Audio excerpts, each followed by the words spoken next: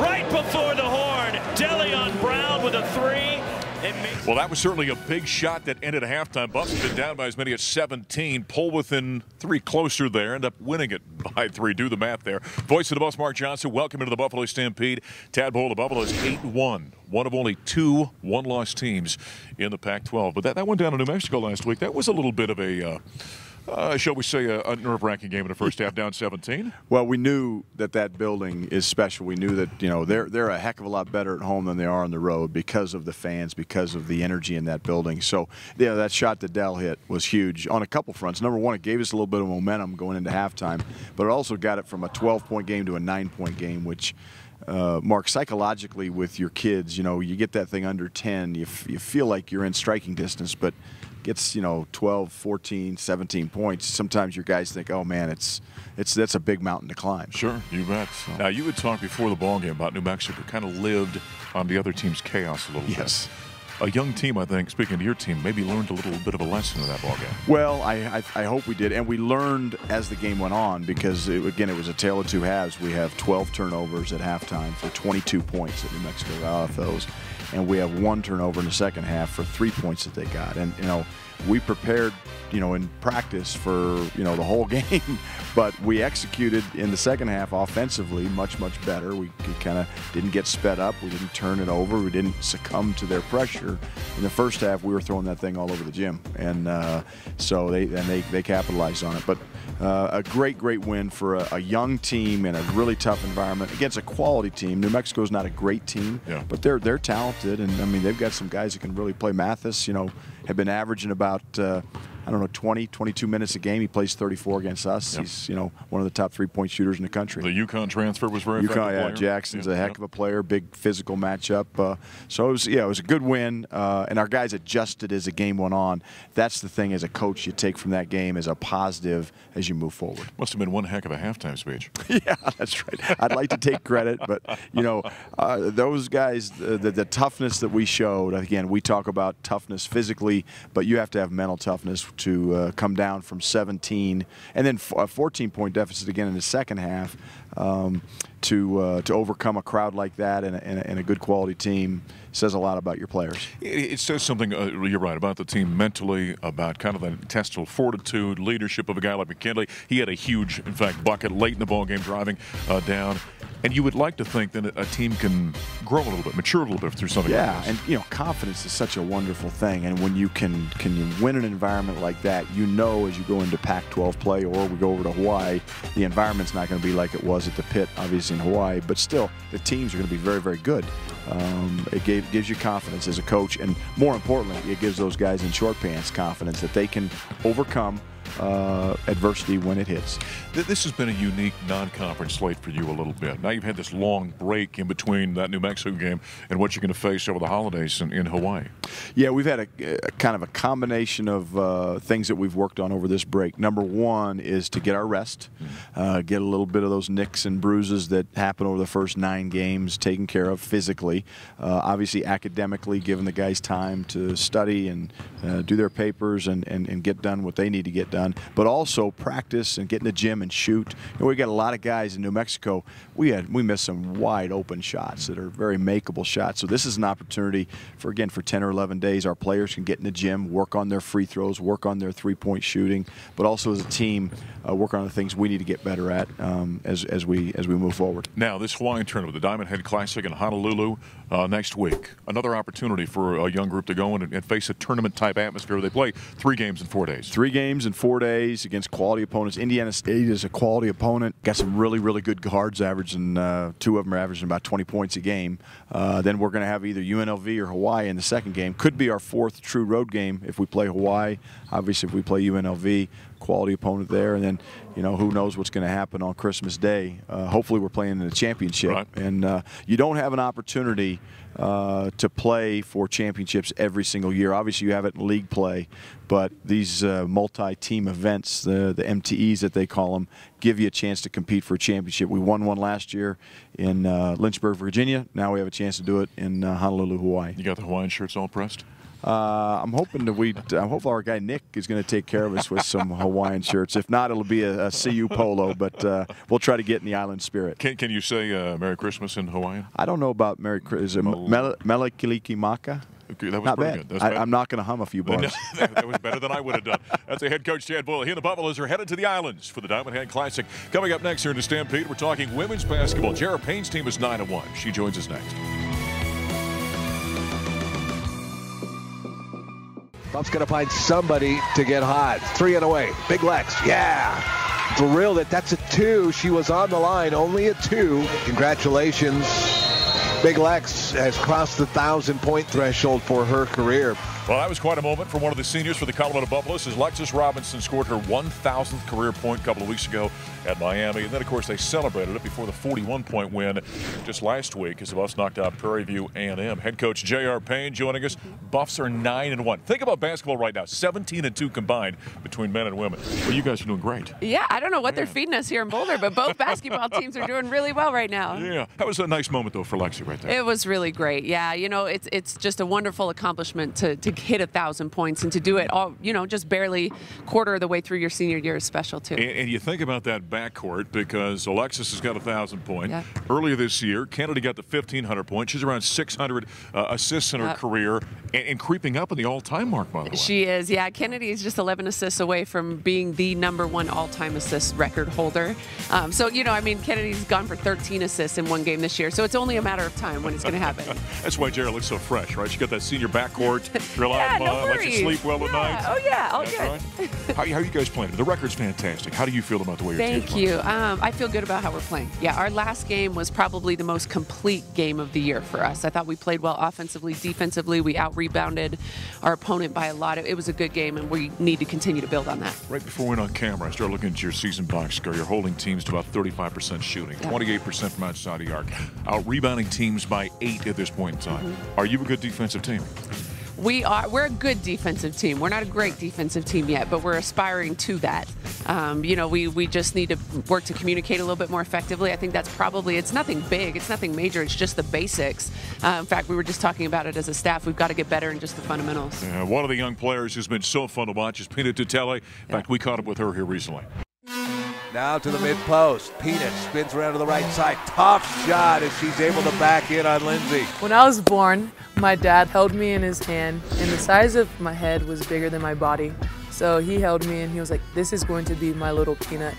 At first, I was so embarrassed in elementary school to be called Peanut. I'm like, guys, stop it. Call me Serena.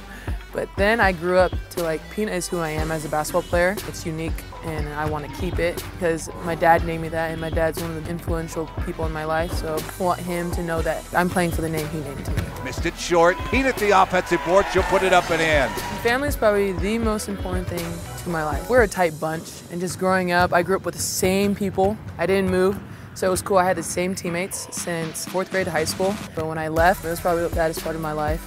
And I chose here because Coach Jay and their coaching staff really emphasize the importance of family and the culture that we have to build around for the younger generations to come up. And that's super important to me. And I was just like, I want to be a part of this, definitely. Dribbles her way back out, gives it into Peanut. Jumper from 13, and she'll knock it down. Like coming in at first, I was like, oh man, this is like big time. It's Pac-12. But with them just encouraging me every day and pushing me to be the player I am, I grew comfortable in the game. And I grew comfortable to the speed. Adjusting came easily to me. So, we can be great. We can be one of the top teams in Pac-12 if we play together and we finish our game. And I think once we find that in our game, we can be a really great team in the Pac-12. Q down to Maya, who bounces inside to Peanut, who puts it up and in.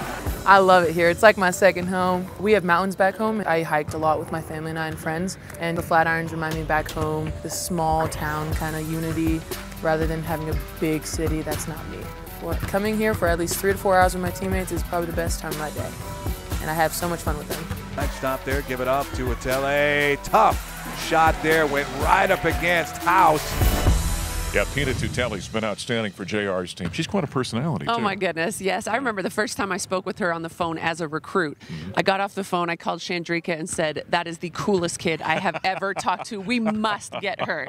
And we did, so it all worked. What is it about her as a player that makes her special? The best thing about her is just she's unbelievably tough. You know, she's very selfless. She's all about team. Whatever the team needs for us to be successful, I'm willing to do. You know, she's been kind of in and out, a little bit of injury this year, but she's the first kid to try to take a charge. You know, she broke her nose and shoot around, scored 17 points 3 hours later. Not a word of complaint. She's just a phenomenal person. You know, we were talking about looking at the box score a while ago. You're a team right now, you're averaging about 16 assists and 25 field goals a game. That's a pretty nice number in terms of sharing the basketball.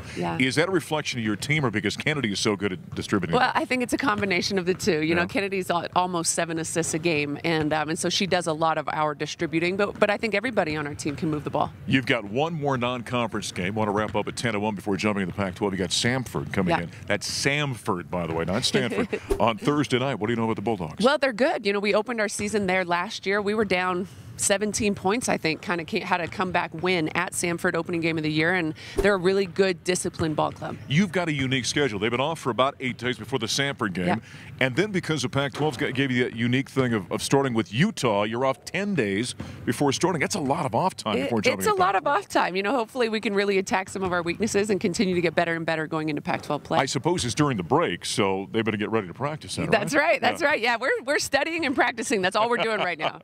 I like it. Well, good luck the rest of non-conference and jump into Pac-12 play and do well. Thank you. All right, that's head coach JR Payne. She, the women, sitting at 9-1. Again, that game coming up on Thursday night, 7 o'clock here at the CU Event Center. Coming up next in the Buffalo Stampede, a new staff is being formulated over the Champion Center for Mel Tucker. We're going to talk to the defensive coordinator, Tyson Summers, next. He's out of the shotgun, claps his hands twice, takes a snap, pressure off the edge. He pumps, he's hit, and he's sacked, ball loose, and it's picked up by Davion Taylor at the 10, and the junior college linebacker returns it to the end zone. Touchdown! Touchdown, Colorado! That was a big play for the Buffaloes, just scooping a score by linebacker Davion Taylor. Looking for more of that as a new staff comes into form here in 2019. Back in the Buffalo Stampede, I'm voice of the Buffs, Mark Johnson. New head football coach Mel Tucker's staff coming into shape. Here's the guy on the defensive side of the ball that is joining the staff as a defensive coordinator. He came with Mel from Georgia. It's Tyson Summers, who's assistant coach for the Bulldogs. Welcome. Yeah, fired up to be here, Mark. Appreciate it. Kind of exciting here. Talk about how the process happened. Now, Mel gets the job, and we know these things go at 1,000,000 miles per hour. Sure. And so I imagine you probably had some conversations. You had a good relationship at Georgia, and now you're his defensive coordinator. Yeah, we're really excited to be here. My family and I are, and excited to be working with Mel here. You know, kind of the way it happened, we've been full steam ahead, you know, at Georgia. Really had a successful last, 2 seasons, and Mel's been a huge part of that. And we're coming off of ending the year with a big game versus Georgia Tech, a team that was a big opponent for us. And then we go into the championship game, and then we're trying to go right ahead in recruiting. And Mel's got obviously all these, things going on, and we're really excited for him to be able to get the opportunity to be the head coach here. And I'm just dying to come. So I'm saying, come on, coach, I'm ready. There you go. So it's, and with a person like Mel, the type of coach he is, the type of person, it makes it very, very seamless and very easy to want to be where he is. And obviously come back to an institution, the Pac-12 here with University of Colorado is an awesome opportunity. I was going to say, a lot of times when you get hired for a job, you come in from the outside, you don't know what your boss is going to be like. You had a chance to work with him day to day. And so obviously there were things about Mel that attracted you, that you enjoyed, that you thought, okay, this is a guy I want to be on a staff with. Sure. The last year and a half, I've really been able to work with him side by side and helping him with the defensive backs here at the University of Georgia. And I think that we both see, fundamental football the same, defensive football the same. And I think that so much of what we believe in as far as trying to care about players and trying to teach players, what we're doing within our scheme and how we go about that process are very, very similar. So I think it becomes a very easy process for us to go in the same room and get on the same page in a hurry. You've been a head coach, you've been a coordinator, been an assistant at different levels. What's the most important thing about coaching you think you learned over the course of that time? I still think in every day you learn this and every day you grow, but I really still think it goes back to the relationships. Obviously, when news kind of broke that I would be able to be fortunate enough to come here and work for you guys at Colorado, there's 300, 400 texts, that people are trying to get in touch with you. And the ones that are the most important to me were the former players. and those are the ones that matter the most. And I think that as long as guys know how much you care about them and how much you try to invest in them, regardless of how much you ask or demand at the time, I think if they know what you meant and what you were trying to get accomplished, that becomes still the most important key to it. How do you think that relationship works? So here Mel Tucker's the defensive coordinator of Georgia. He moves to the head job. You were an assistant with him. You come here now, elevate to the DC.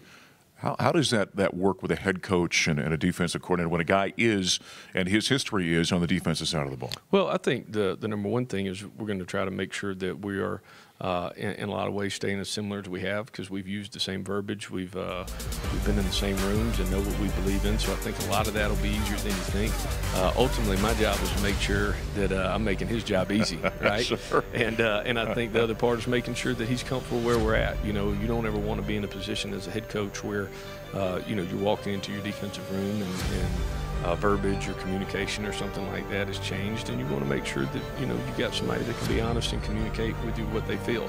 I hope that my past experience gives me the opportunity to be a good leader and a good soldier for him at the same time. I don't know if you know this or not, but Tyson was in Colorado. He was at Colorado State with Mike Bobo in 2015. I joked with him beforehand. We like him better in black and gold than green and gold.